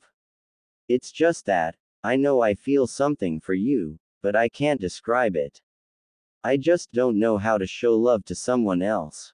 Just give me some time. Please, he said, watching the clouds, trying to find the right words to not hurt the girl with him. She looked at him, catching his eyes. What was I thinking? Of course, he would have problems with relationships. Anko never had one and all the others were probably giving him answers so vague that he didn't understand. She came closer to him and gave him a hug, the same hug that she has given him that night in the clearing. Don't worry, Naruto-kun, I will wait. She wouldn't change it anyway. They were compatible in her eyes. They were both boisterous and outgoing, with Naruto being able to become serious and calm if needed. He helped her from day one, being gentle yet firm. She was sure that he was the type of guy she wanted. Remembering Sasuke, she could only laugh at herself. What was she seeing in him before? She let him go and took his hand. They weren't running. This wouldn't pose a problem. They happily walked like that to the nearest point where they would stop. Naruto has chosen to stop earlier than planned to train her and let her sleep. After the session, they set a tent and the fire. No need to make two when they both knew they would sleep together. Naruto was thoughtful this time. He brought a much larger sleeping bag since whenever Ino came in, the smaller one was too tight for his likings. They both laid together in a looser hug since the sleeping bag let them. At least until Ino fell asleep and squished her blonde. They were talking, sharing the fun stories about themselves, even if Naruto didn't have much. Most were his blunders in Anbu or with his sisters. That was all fun and games until Naruto mentioned Hinata. So yeah, I got beaten up by the kids, but they let her go. Since then I believe she developed a crush on me and is stalking me from time to time. I'm really thankful to the one who invented Shunshin, or she would have known I was in Anbu. You knew about it. Why not act on it? You know fully well, I'm the outcast, she's the princess of the Hyuga clan. The village wouldn't let it happen. HMPH, so I'm only the second choice. And not a princess at that. She turned around with a mock hurt. She knew it wasn't true, but teasing him was her specialty. Of course you are a princess, Ino-chan, my princess, and you never were a second choice. Hinata is a good girl, but she never talked to me when you showed me kindness. He hugged her and she turned around, making their faces separate by no more than a few centimeters. He started descending on her to kiss her, but she stopped him, putting a finger on his lips. Don't do that, Naruto-kun. I'm sorry about it. Subconsciously I tried to push you in this direction. I don't want to rush you into anything you aren't comfortable with. I said I will wait for you, my teddy bear, a month, a year or more, doesn't matter. We are still young, so take your time. Though I will hold you accountable for the princess part, I want to be treated as one. Thank you, Ino-chan, he said with a smile that made her heart go faster. She jumped at him. She said no kisses, but nobody said anything about big hugs. Once again, they fell asleep with Ino almost squeezing the life out of him. The next day they arrived at the location pointed on the map. It was a small onsen village. There were more hot springs than houses in here. Ino whined about wanting to go into one after the training he put her through yesterday. He would have to search for their new team member, so he agreed. Selecting the one, the pair was directing itself into the right direction. Before Ino could enter it, they heard giggles. Manly, perverted giggles. Naruto activated his negative emotion sensing, which made him look up. There was a man peeping on the women inside. He had white hair and looked at least in his 50s. Wait, white-haired pervert. That had to be him, but Naruto didn't like the perverts after living with Anko, Kurenai and Yugao as sisters. He made Ino stop saying he would make something fun. He spread his hands into two opposite directions and fired an underpowered Biju cannon at his target. The man couldn't escape and was hit head-on by the blunt force, making him go fly. Naruto wasn't finished. He charged a strong yin laser and shot it in the direction. Had Jiraiya not been a veteran, he would have lost his balls seeing the beam of light travel between his legs. He landed, but since he was still dizzy from the earlier strike, he landed on his face, hitting a rock. Getting his bearings, he ran back to his godson who sent him flying, thankful that he wasn't thrown in the women's side. Coming there a few minutes later with a laughing Naruto since he was bleeding out of his broken nose and a disgusted Ino since she almost went inside there.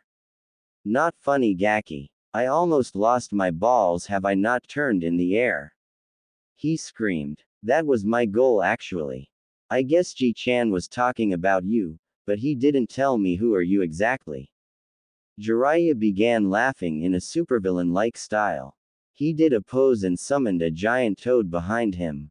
The white-haired man began dancing. It could have some impact, but the fact that blood was flowing out of his nose was making the sight peculiar. I am the sage of Mount Myoboku, living and fighting with the toads. I am the great sage Jiraiya. Naruto could swear he heard the name somewhere before. He couldn't remember even if life depended on him, and the fact that he was asphyxiating from laughing at the man and his introduction. Catching his breath, he saw Ino getting shivers of disgust. He patted her head and told her not to worry about the old pervert. Then he remembered one part of it.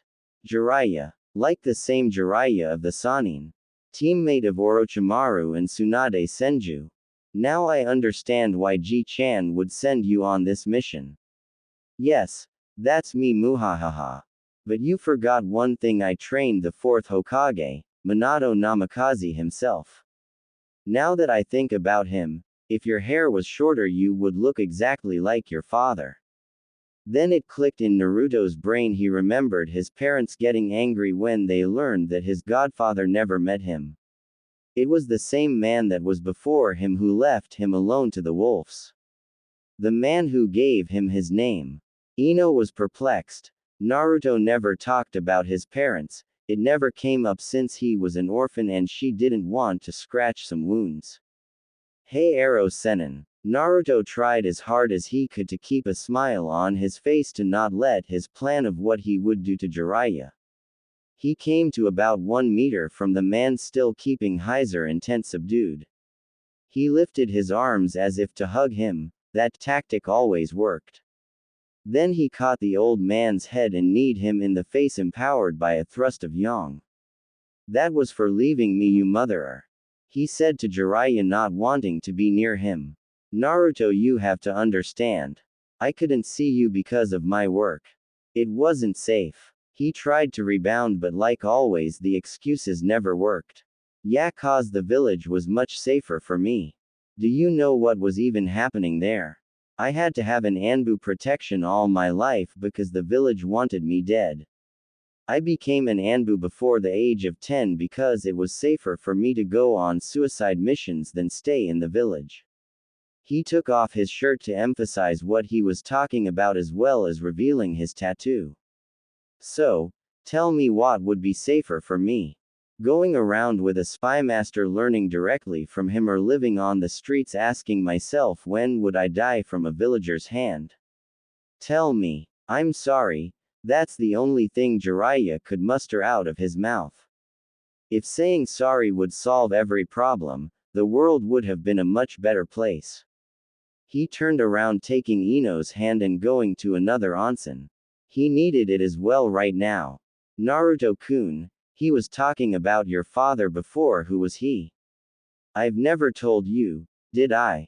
It's an even bigger secret than the Kyuubi inside of me. When the Yondaime sealed the beast, he didn't choose a random orphan. Only an Uzumaki could hold the massive chakra within. The luck was that his son was born thanks to Kushina Uzumaki. Yondaime sealed the beast in his own son, me. He said, touching his belly. Ino was baffled. All of the biggest Konoha's secrets were concentrated on this young man. The Kyuubi, the youngest S-rank demolisher and the son of the Yondaime. Why you never talk about it? If you did, the villagers would kiss the ground beneath you. They would treat you like Sasuke. She caught herself knowing the answer now. You have one part of the answer.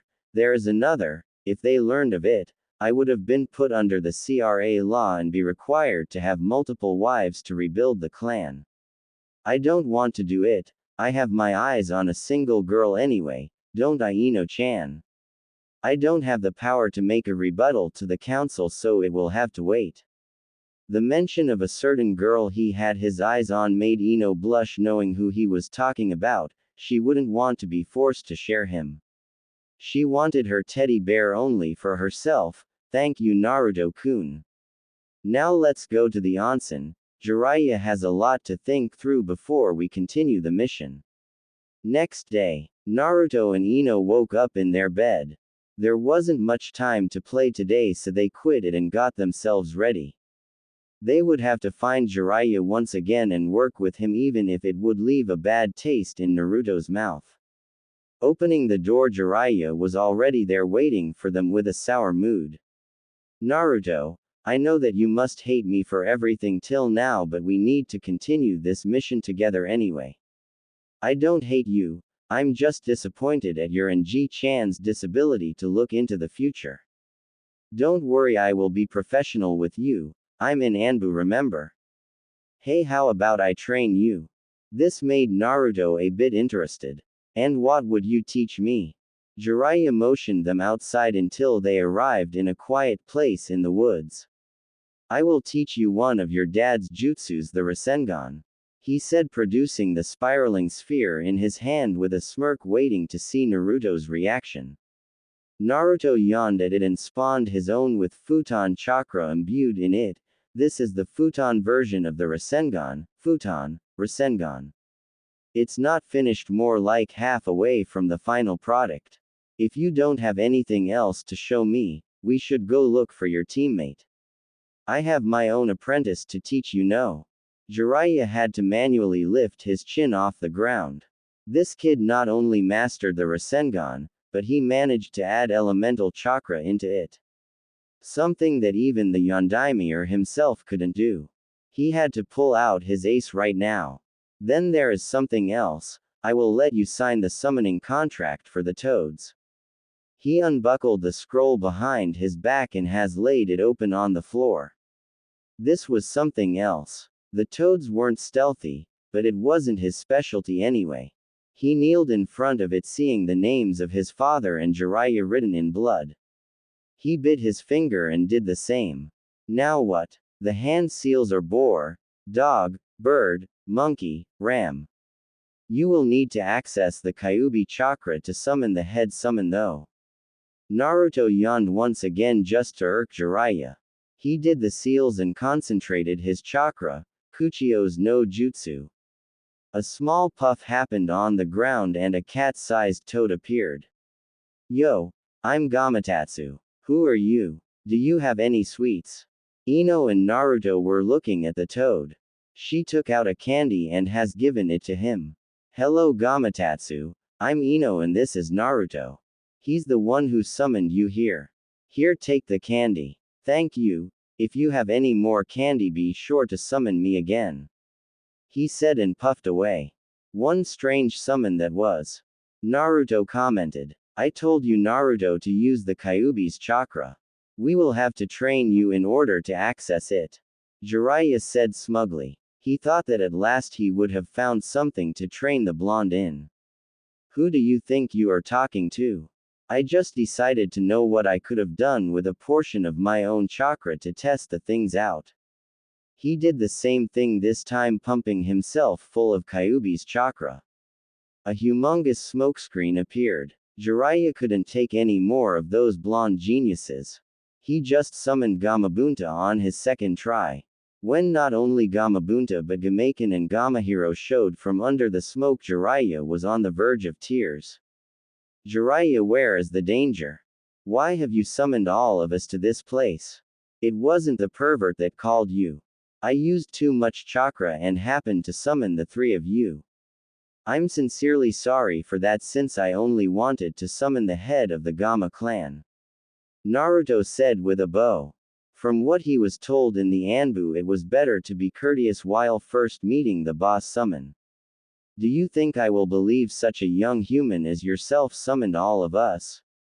Don't lie to me or else I will punish you, said Bunta, with Ken and Hiro only acting as watchers to the situation in case Bunta got too angry. I'm not lying, Jiraiya, just let me sign your contract. Before I limited myself to a small amount of chakra and summoned a small toad, Gamatsu. Gamabunta was having nothing of it. He was summoned out of a mahjong game with Fukasaku-sama and Shima-sama. Someone would pay for it, and this lying kid was a good victim. He swung his large sword at Naruto, who created a clone to send Ino away. The land cracked where the sword hit. Bunta was sure that it was a one-hit one deal. But then he saw a golden-orange glint running on the edge of his sword. Naruto wasn't feeling merciful today. This toad first called him a liar, and now he attacked not only himself but Ino as well with lethal force. Boss summon or not, the toad would get its whooped. He jumped using his yang, then shooting a one-sided Biju cannon flying into the air while pushing the toad's head to the ground with the thrust. When high enough, he used Yang Meteor at full power. If it were a normal person, he would just evaporate. On the other hand, this was a 20-meter tall toad. Still, Bunta would feel the burn on his head for a few days from the temperature made by Naruto compressing the air before him, as well as the bruise on his chin. The other toads weren't fast enough when they have seen this child go from polite to outright aggressive and not caring about the future wrath of the toads. Even if he took Bunta by surprise, Hiro and Ken were impressed. This child might have been the real summoner. Meanwhile, Naruto was preparing for another attack. He would have used something even deadlier if it wasn't for two small toads appearing before him. Bunta-chan, what is going on here? We were worried when the three of you were summoned. We thought it was Jiraiya-chan, but he wasn't the one who summoned you. The scroll said it was Naruto-chan, you know, the Minato-chan's son. Said the male-looking toad. Bunta growled and lifted himself up. Looking closer at the boy, it was true that he looked a lot like Minato. This is Minato's kid. Yes, I am. Now can you tell me why you attacked me and my friends? Asked Naruto, tapping his feet on the ground. Fukasaku and Shima turned to Naruto, then to Gamabunta, asking for more details. He said he summoned us. I was sure that he was lying and I kind of attacked him because he just took us from the mahjong party with Yushima-sama, Fukasaku-sama. Fukasaku jumped in the air straight at Gamabunta, looking like he was going to karate chop him. What Naruto has seen was too weird. The small old toad chopped the giant one, and Gamabunta was sent to the ground. Bunta-chan, I told you to be more polite to humans. He said with a disapproving voice and turned to Naruto. Now Naruto-chan, can you explain why you planned on using lethal force on Bunta? Asked Shima. I'm sorry you had to see that, honorable elders of the Gama clan. Gamabunta here attacked not only myself but my friend and apprentice as well. Have I not intervened, she would have been dead by now. That's why I decided to use lethal force to protect her, since fighting a 20-meter boss toad isn't in my daily tasks. Said Naruto with a small bow. At this moment Ino and Jiraiya came back. Don't worry Naruto-chan, Bunta isn't always the most amiable of us at the beginning, but he will warm up to you. And please, we aren't honorable elders, you can call us Fukasaku-ji-chan and Shima-ba-chan. Said Shima. Now Bunta-chan, I think that has proven that Naruto-chan is worthy of being our summoner. We shall return home and clean this mess. Goodbye Naruto-chan, Jiraiya-chan. Said Fukasaku, and all of the toads returned to Mount Myoboku. Everyone was tired. Summoning giant toads and almost getting by them or fighting them off isn't the best way to begin the day. However, they had to advance to the next stop where their target would be. Ino-chan, make a clone here. I will leave mine as well to teach you while we run too. Said Naruto nonverbally, asking Jiraiya their destination. Tanzaku-gai. To Tanzaku-gai. Don't worry about chakra exhaustion, I will carry you if needed. Ino did as instructed but left two clones testing her chakra reserves capacity. If not for the training Naruto has put her through, she would have died at a quarter of a clone. Now she could do two, feeling a bit lightheaded. She was going to fall but Naruto caught her. She was getting ready to get piggybacked when he took her bridal style and ran off to their next destination. It was already 10 p.m. when they arrived at the town. Naruto has let Ino get on the floor for the first time since he took her in his arms. She descended gracefully, feeling energetic, thanks to Naruto covering her in a warm blanket of yang during the entire trip. There was something strange in this town. A feeling of dread when they entered, a scent of danger, and the foremost something was missing, something big. Right, it was the castle that was supposed to be here. Only a few people in this world could have done it, and one of them was the ultimate medic Tsunade Senju. They were on the right track. Let's begin the search. Naruto, make as many clones as you can and scan every casino and every bar in the town. If she's here, these are the places where we can find her. Said Jiraiya. He was right. 15 minutes later, one of the clones have found their target in one of the bars. They walked casually to the place. She was already inebriated and wouldn't leave until a few hours. Entering the bar, they could see the buxom blonde with a brunette who was holding a pig. They came near her until Tsunade has seen Jiraiya. I knew that my win at the casino wasn't a fluke. To meet two of my teammates in a span of one day isn't normal. said Tsunade. Hello to you too, Tsunade Harem, said Jiraiya, sitting next to her with Naruto and Ino sitting next to the brunette who presented herself, as well as the pig named Tauntaun. What do you want, Jiraiya? I know that you wouldn't have come if it wasn't for something. You hurt me, Harem. Can't I check on my old teammate? Seeing that Tsunade wasn't buying it, Jiraiya became serious. Tsunade Senju, by the order of the Sandaime Hokage, you are to return to Konoha to become the next Hokage. Tsunade scoffed at it. I don't want the position. Only fools become Hokage, they always die young. I bet that if Sensei continued longer, he would die in a span of a year. She said, taking a sip of sake. Naruto couldn't listen to it anymore. Not only she insulted his surrogate grandfather,